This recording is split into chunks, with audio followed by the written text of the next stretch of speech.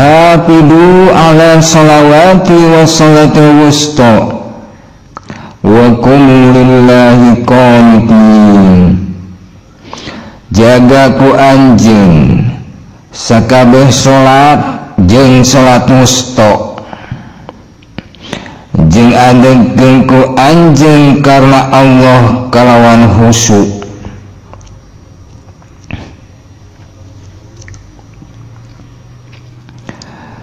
Mun nyaritakeun salat,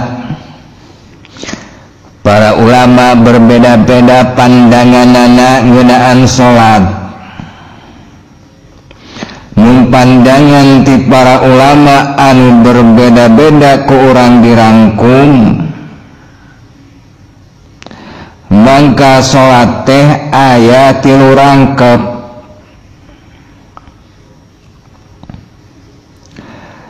Kahiji salatus syariat, inna salata kanat 'alal mu'minina kitaban mawquta. Saestuna ari salat jadi kewajiban ka jalma-jalma anu ariman anu waktu-waktuna geus ditangtukeun.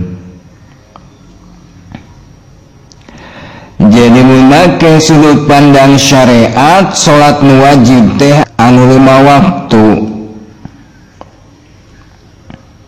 Jadi hafidu ala sholawati, jumhur ulama jumhur teh pada umumna kalau loba anak ulama sapakat yang dimaksud sholawati dina eta katerangan nyaeta salat anu 5 waktu. Dina ngadegkeun salat anu 5 waktu, di antara perkara anu kudu dinyahokeun ku urang masing-masing, sabab salat teh hukumna fardu ain, jadi kewajiban orang masing-masing, nafsi pribadi-pribadi, supaya orang sampurna dina magawena nyaeta urang kudu nyaho kana syarat rukunna, kudu nyaho kana aspek lahirna jeung aspek batina. Ari syarat jeung rukunna mah geus nyaraho nya, teu kudu dicaritakeun deui. Sedengkeun ari aspek lahirna tina salat anu 5 waktu anu dimimitian ku takbiratul ihram ditungtungan ku salam, nyaeta aya nangtung, aya babacaan, ruku, sujud jeung diuk. Ari naon hartina nangtung, ruku, sujud jeung diuk mah eta mah geus dicaritakeun ti heula teh dina bab tapak salat. Jadi moal dicaritakeun deui.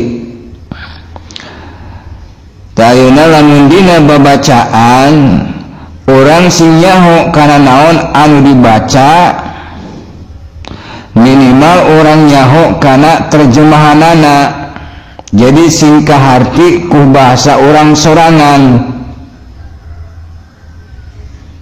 supaya orang teu kaasup kana golongan jama-jama anu mabok, anu ceuk kateranganna dina Al-Qur'an, la taqrabu sholat wa antum syukara. Ulah ngadeukeutan salat mun anjeun keur mabok. Jadi jalma anu mabok matong boro minggawe nak ngadeukeutana ge geus dilarang. Ari ngaran-ngaran jalma anu mabok mun ditafsirkeun secara tekstual nyaeta jalma anu leungit akalna atawa leungit kasadaranana. Jadi hilang akal, teu eling, teu sadar akibat tina minum homer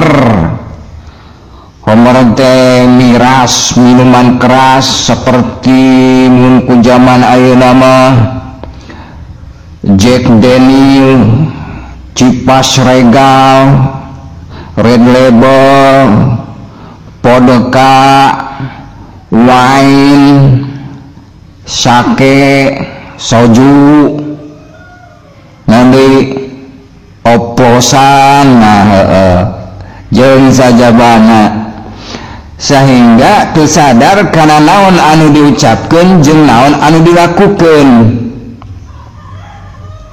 Sedangkan yang ditafsiran secara kontekstual, cirina nu mabok teh kumaha? Nyaeta seperti tadi diantarana tersadar kena naon anu diucapkeunana. Jadi hartina lamun ujang tersadar atawa teu nyaho atawa teu eling atawa teu paham kana naon diucapkeun ku ujang dina salat, bisa jadi ujang teh kaasup jalma anu mabok. Lumata kanyahokeun ku urang naon nu diucapkeun ku urang dina salat, hatta tak lamu mata kulun, sehingga anjeun nyaho, anjeun ngarti, anjeun sadar kana naon ku anjeun diucapkeun. Sabab nunutkeun keterangan di Kangjeng Nabi Muhammad alaihi wassalatu wassalam, laisa lil abdi min salatihi illa ma aqala minha. Temenang bagian hiji jama tina salat nu dipigawena kecuali ngan sabatas ucapan nu disadari ku manehna. Jadi ngan sabatas kasadaran dirina dina eta salat. Misalkan tina 100% bacaan salat nu diucapkeun ku ujang, muka harti ku jangan 2%, mangka boleh jadi menang nilai nage ngan 2%. Matak sing hati-hati. Eta tina aspek lahirna, tina babacaanana.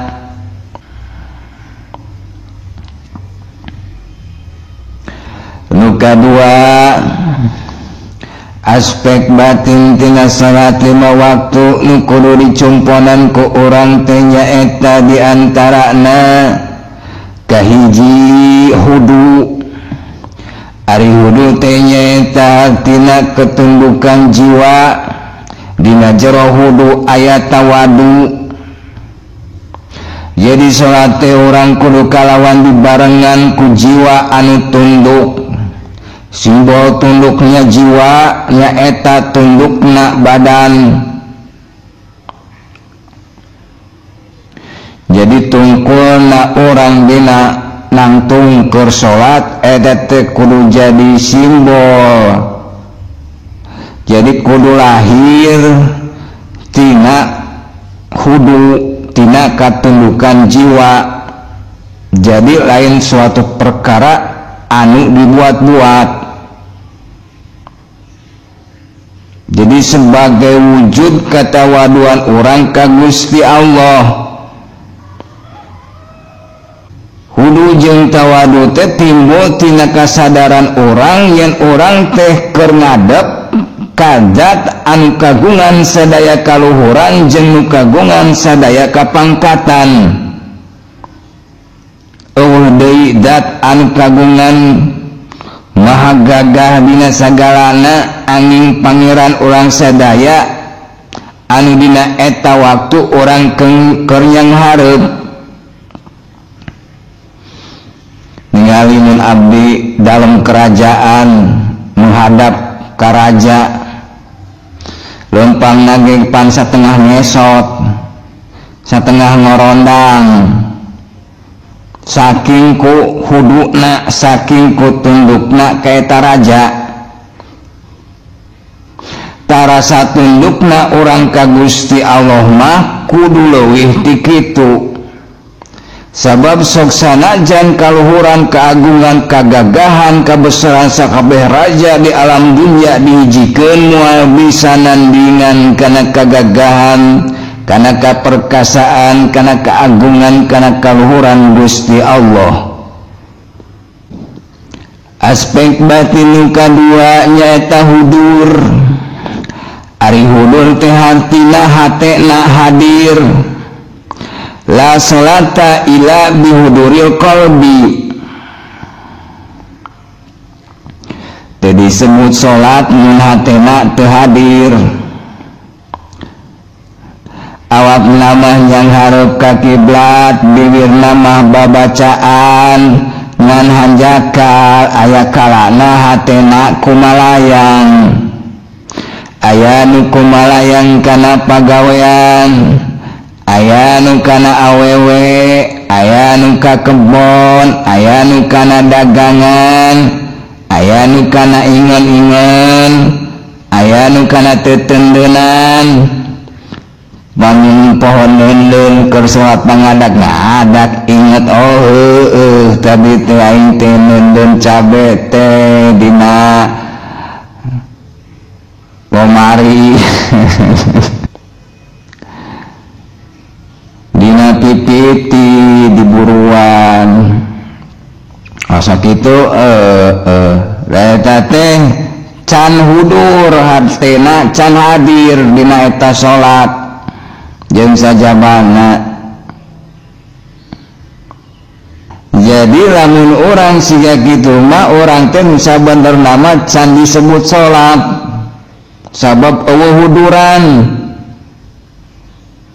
Kumaha carana orang sangkan dina salat anu 5 waktu dina salat syariat hate orang hadir. Cek pelajaran ti Imam Ghazali supaya hati anjeun hadir hartina hadir teh ngilu salat nalika bibir anjeun ngucapkeun bacaan salat mangka hati anjeun ngucapkeun Allahumma Allahumma Allahumma itu carana. Naon bedana ya Allah jeung Allahumma sarua wahai Allah nya pangkecapna ge beda nya artinya sarua minceuk kasauran Tuan Syekh Nurjanmah dina Allahumma mah aya min ari minna tuduh ka Muhammad ari Muhammad teh mu jeung Hamad ari mu teh mun dina degrees of comparison mapan dina derajat perbandingan nu pangna nu geulis berarti nu panggelisna the most beautiful temun aya kata-kata the most berarti teh nu pang tingkatanana pangluhurna. Ari Hamad hartina muji Muhammad jadi the most praise jalma anu pangmujina ka Gusti Allah. Jadi Kanjeng Nabi Muhammad teh numpang ahli-ahli ngamuji naon hartina ari Allahumma mah cumpon kana parentah Gusti Allah wabtagu ilayhi wasilah teangan ku anjeun wasilah anu ngadeukeutkeun ka Allah. Ari wasilah teh nyaeta nu jadi cukang lantaran tepina urang kana rahmat karidoan Gusti Allah. Jadi teu aya deui pangalus-alusna wasilah lintang ti Kangjeng Nabi Muhammad alaihi wassalatu wassalam. Keterangan dina Quran wa'tul buyuta min abwabiha asut anjeun ka imah tina lawangna. Jadi lamun ditasorupkeun eta ayat kana konteks taqarrub ilallah hartina mun anjeun reka Allah asupna ka hadirat Allah teh kudu ngalangkungan Rasulullah Jadi pintu gerbang nate mereka Gusti Allah mah nyaeta Kangjeng Nabi. Qul in kuntum tuhibbunallah fattabi'uni. Mun anjeun mika cinta ka Gusti Allah tuturkeun kaula. Itu turkeun Kangjeng Nabi. Itu mata kecapna ge Allahumma. Jadi kitu bedana. Arti nusalajengna aspek batin tina salat diantarana aya haibah, aya haub waroja, aya haya jeung husu. Ari haibah nyaeta rasa gentar nu timbul tina musyahadah ka Gusti Allah. Nalika anjeun ngadeg dina salat mangka saestuna anjeun keur nyang hareup kadat kagungan maha dina sadayana. Taya bandinganana taya tandinganana ujang yang harupan jawara nucuk paribasa teh mah tukang bobok tukang tarok tukang mukaan anrok sok aya rasa gentar tak gentarna ujang ka Gusti Allah mah kudu leuwih ti kitu. Sedengkeun ari haupna nyaeta sieun. Nu sieun ka jurigna dijauhan, nu sieun ka Allah mah lain ngajauhan tapi kadon ngadeukeutan. Ari roja nyaeta miharep kana luasna ampunan jeung rahmat Allah. Artina sok sanajan urang bolokot ku dosa tapi urang terputus asa sabab urang nyaho ampunan jeung rahmat karunia Gusti Allah leuwih luas tinimbang dosa urang. Jadi urang masih keneh aya pangharepan pikeun meunang ampunan jeung rahmat karunia jeung karidoan Gusti Allah. Jadi ulang ngarasa orang geus loba dosa nepi ka urang putus asa lah jama siga urang mah pimanaon rek meunang pitulung rahmat Allah rek meunang karidaan Allah da urang ulah nepi ka kitu.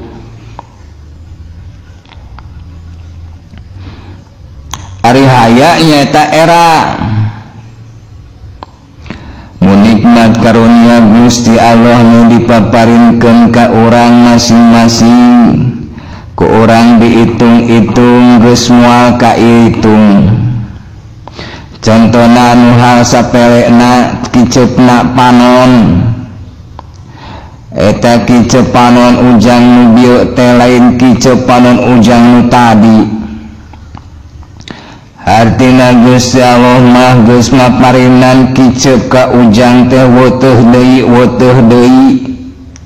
Matak urang kudu era da sabab urang mah teu bisa ngaweutuhkeun pangabdian ka Gusti Allah. Contona dina salat ge pan sok aya ebatna. Tamun salat aya ebatna berarti eta salat teh teu weutuh, teu utuh. Itu ari husu akimi sholati lidikri timimiti takbiratul ihram nepi ka salam elingna ka Gusti Allah disebut husu.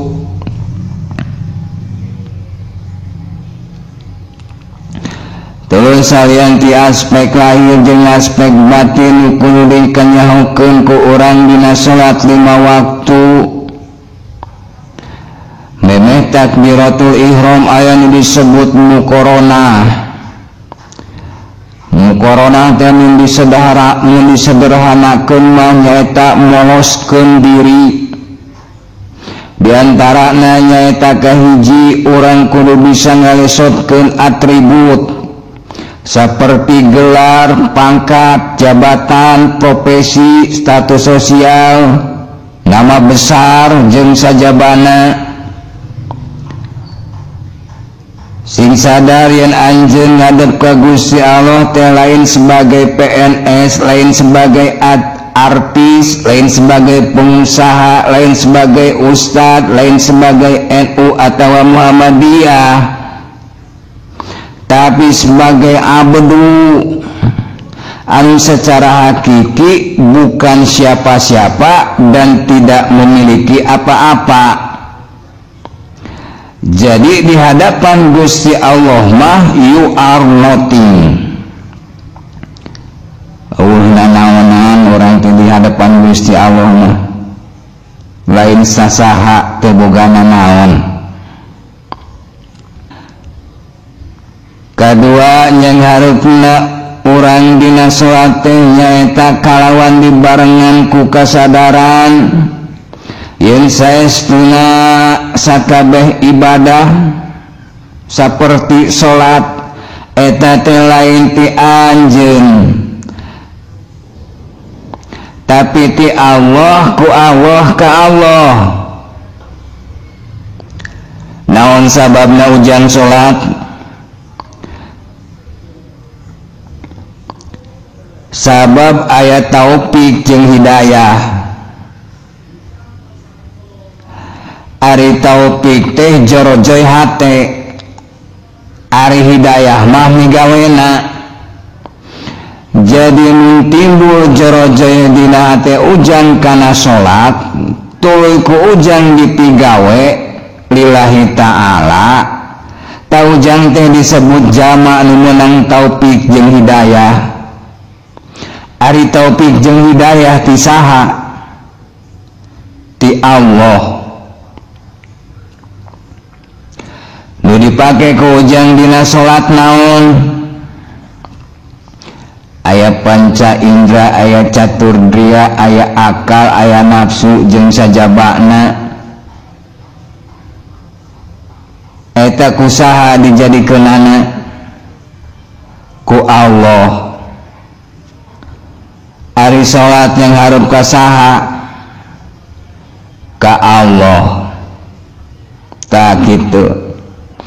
Jadi orang ulah ngarasa dan jasa ka Gusti Allah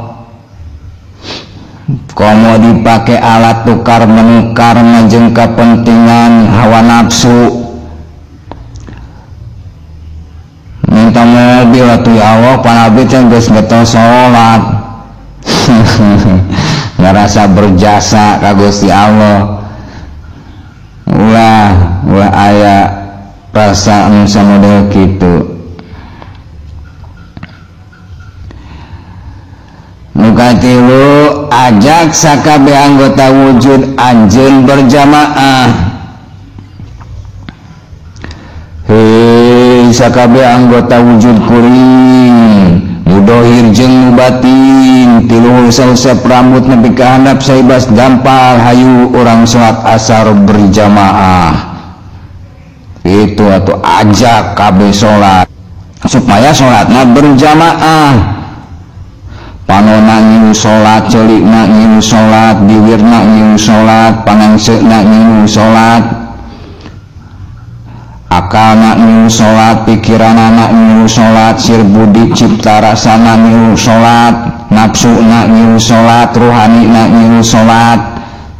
Jadi sakabeh anggota wujud mudohir jeung mubatin tiluhur sausap rambut nepi ka handap sausap dampal usahakeun berjamaah kudu ngilu kana salat.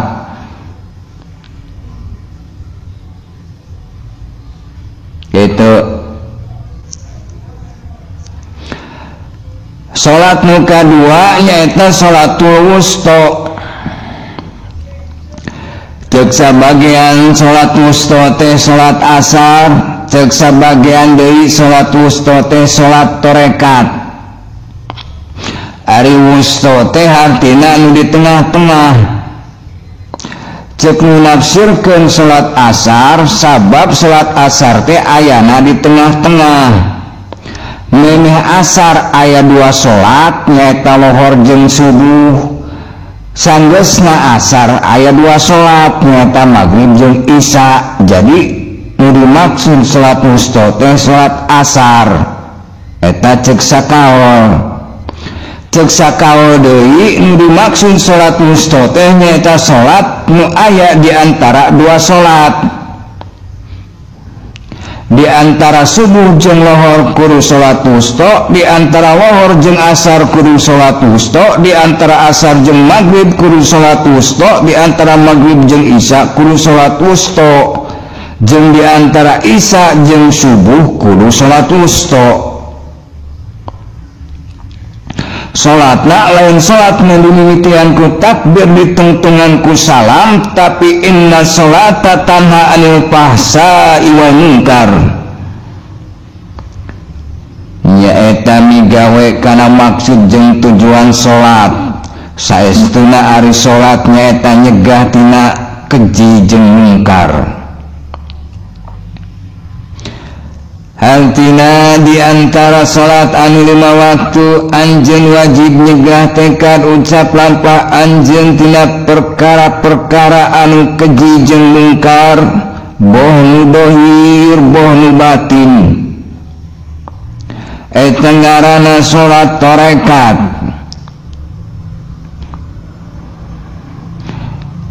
Jadi nalika salat nu 5 waktu dipigawe tapi dina hati aya nyewa ka batur, salat 5 waktu dipigawe tapi resep nyaritakeun ayat batur, salat 5 waktu dipigawe tapi hak batur dicokot,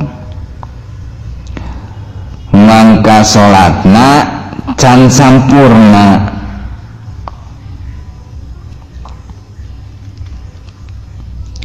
Nukatilu salat hakikat. Ari hakikatna salat naon?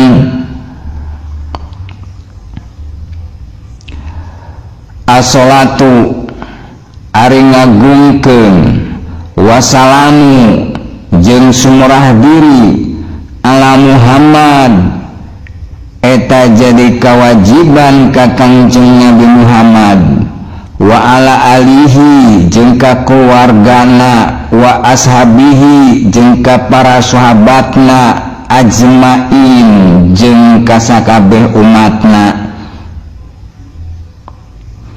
Jadi core of the core, intina inti tina salat teh nyaeta ngagungkeun jeung sumurah diri ka Gusti Allah. Wujud tina ngagungkeun jeung sumurah diri ka Gusti Allah dina hirup orang sapopoe kumaha? Nyaeta dina satiap sendi-sendi kahirupan orang masing-masing. Nuku orang dipake nyaeta aturan Allah. Dahar make aturan Allah, minum make aturan Allah, berpakaian make aturan Allah, menggunakan panca indera caturdia akal jeung nafsu make aturan Allah, pasatemon jeung pamajikan make aturan Allah, digawe make aturan Allah, bergaul make aturan Allah, jeung saterusna. Tak gitu. Jadi kasampurnaan salat teh lain ngan saukur cumpon kana syarat sah jeung rukunna wungkul, tapi di samping eta kudu cumpon kana tarekatna jeung kana hakikatna. Hartina surup kana tekad ucap jeung lampah. Kakara didinya wa kumu lillahi qanitin. Nigawe nasi ikhlas karena Allah. Adumun gitu mah berarti salat teh tidak detik. Bener mun hayang sampurna mah salatna kudu kitu tidak detik. Mata pan kokolot urang baheula mah mun aya nu keur nanya hayu urang salat mah jawabanana nuju. Dan nuju. Apa batur mah pana salatnya nyaeta anu 5 waktu hungkul. Gitu. Fawailul lil musallin neraka wel disadiakeun keur jama-jamaan salat alladzina hum an salatihim sahun nyaeta nu lalai dina salatna sedengkeun ari nu teu kaasup kana golongan pinarakaeun mah alladzina hum ala salatihim daimun nyaeta jama-jama anu teu pegat-pegat dina salatna. Jadi salatna daim mudawamah, jadi gerakna tina salat kana salat, tina ngagungkeun kana ngagungkeun, tina sumrah diri kana sumrah diri, jadi tawaf.